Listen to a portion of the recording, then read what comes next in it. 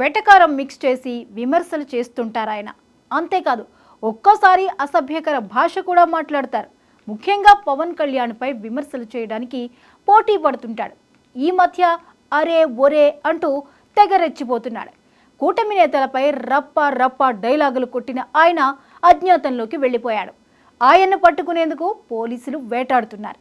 ఈ పాటికి అర్థమై ఉంటుంది ఆయన ఎవరో అన్నది. ఖాకీల చేతికి చిక్కితే చెరసాలైనా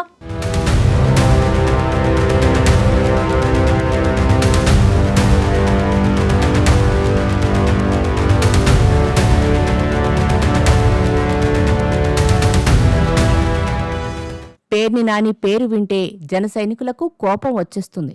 ఎప్పుడైనా ఆయన ప్రెస్ మీట్ పెడితే పవన్ కళ్యాణ్ను విమర్శించడానికే అన్నట్టు ఉంటుంది.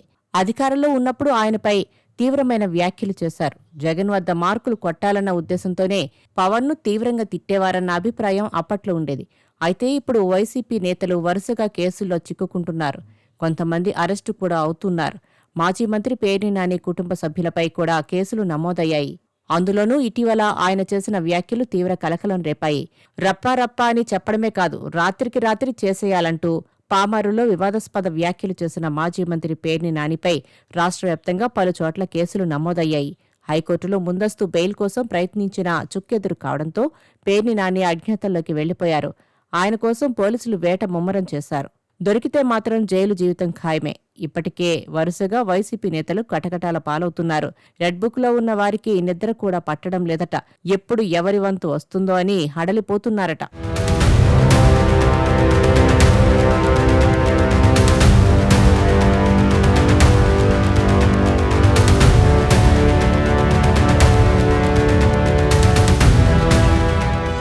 తాజాగా ఓ కళ్యాణ మండపంలో జరిగిన కార్యక్రమంలో పేర్ని నాని రప్పా అంటూ కొట్టిన డైలాగులు ఇప్పుడు ఆయనను వెంటాడుతున్నాయి.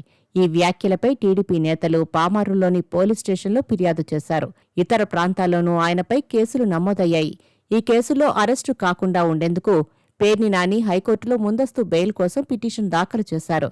అలాగే పామారులో నమోదైన కేసును రద్దు చేయాలంటూ కోరారు. అయితే హైకోర్టు ఆయన అభ్యర్థనను తిరస్కరించింది. దీంతో ముందస్తు బెయిల్ దక్కకపోవడంతో పేర్ని నాని కనిపించకుండా పోయారు.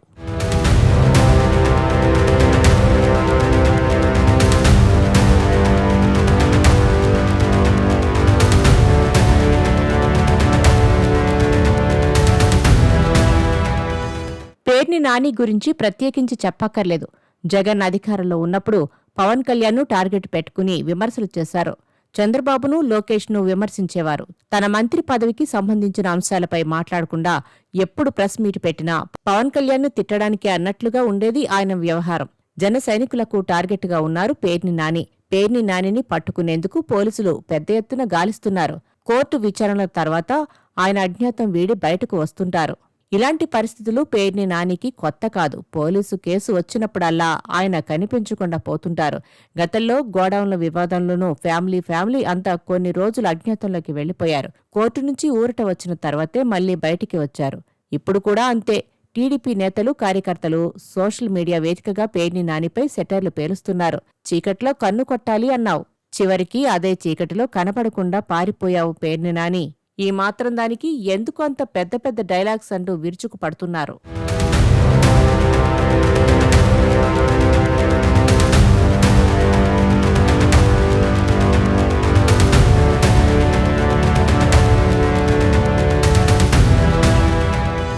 కూటమి అధికారంలోకి వచ్చిన తర్వాత పేర్ని నానిపై ఎన్నో కేసులు నమోదయ్యాయి. వాటిలో ఒకటి బందరులోని రేషన్ గోదాంలకు సంబంధించినది. ఆ గోదాం పేర్ని నాని కుటుంబ సభ్యులదని, అక్కడి నుంచి అక్రమంగా బియ్యం తరలించారని ఆరోపణలతో కేసు పెట్టారు. ఈ కేసులో నానిపై కూడా ఆరోపణలు వచ్చాయి. ఆయన భార్య జయసుధను ప్రధాన నిందితురాలిగా చేర్చగా నానిని 6వ నిందితుడిగా చేర్చారు. అయితే బియ్యం విలువను తిరిగి చెల్లించడంతో ఇద్దరికీ ముందస్తు బెయిలు లభించిందని చెబుతున్నారు. ఈ కేసు సమయంలో కూడా పేర్ని నాని కొన్ని రోజులు అజ్ఞాతంలో ఉన్నారు. బెయిలు రాగానే మళ్లీ బయటకు వచ్చి ప్రభుత్వంపై విమర్శలు చేస్తూ మాట్లాడడం మొదలుపెట్టారు. ఇప్పుడు మరోసారి కొత్త కేసు నమోదవడంతో ఆయన మళ్లీ అజ్ఞాతంలోకి వెళ్లినట్లు చెబుతున్నారు.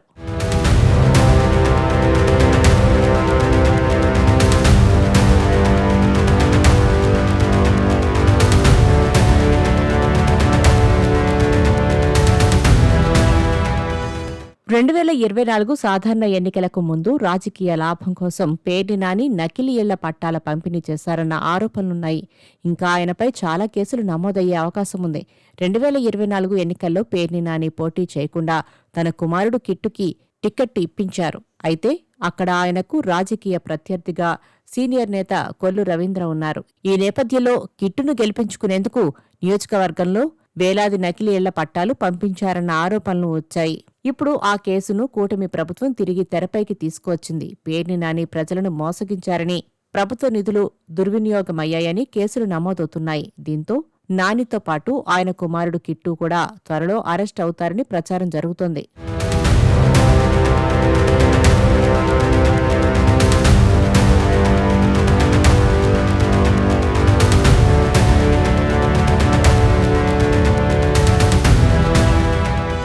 కూటమి వచ్చాక కొన్నాళ్లపాటు సైలెంట్గా ఉన్నారు పేర్ని నాని. బియ్యం కేసు విషయంలో తన భార్యను అరెస్టు చేయలేదని, మహిళల పట్ల చంద్రబాబుకు అపార గౌరవం ఉందని అప్పట్లో నాని చేసిన కామెంట్స్ వైరల్ అయ్యాయి. ఇక మళ్లీ ఈ మధ్య కూటమి అగ్రనేతలపై చెలరేగి మాట్లాడుతున్నారు పేర్ని నాని. అరే ఒరే అంటున్నారు. నోటికి ఏది వస్తే అది మాట్లాడుతున్నారు. దాంతో పేర్ని నాని ప్రభుత్వానికి టార్గెట్గా మారిపోతున్నారు.